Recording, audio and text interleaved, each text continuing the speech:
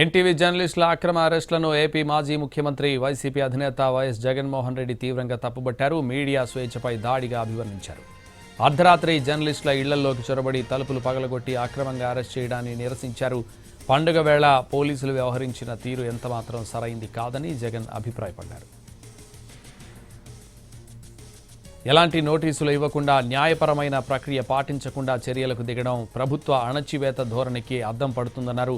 జర్నలిస్టులు టెర్రరిస్టులో క్రిమినల్సో కాదని వారిపై అంత దారుణంగా వ్యవహరించాల్సిన పని లేదన్నారు. అరెస్టు చేసిన జర్నలిస్టులను వెంటనే విడుదల చేయాలని జగన్మోహన్ రెడ్డి డిమాండ్ చేశారు. ప్రభుత్వం మీడియా స్వేచ్ఛకు గౌరవం ఇవ్వాలని, చట్ట ప్రకారం వ్యవహరించాలంటూ ఎక్స్లో పోస్ట్ పెట్టారు.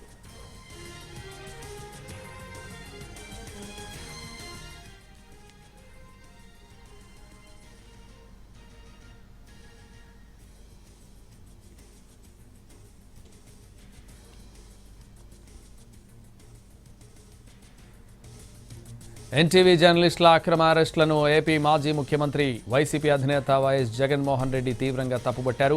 మీడియా స్వేచ్ఛపై దాడిగా అభివర్ణించారు. అర్ధరాత్రి జర్నలిస్టుల ఇళ్లలోకి చొరబడి తలుపులు పగలగొట్టి అక్రమంగా అరెస్ట్ చేయడాన్ని నిరసించారు.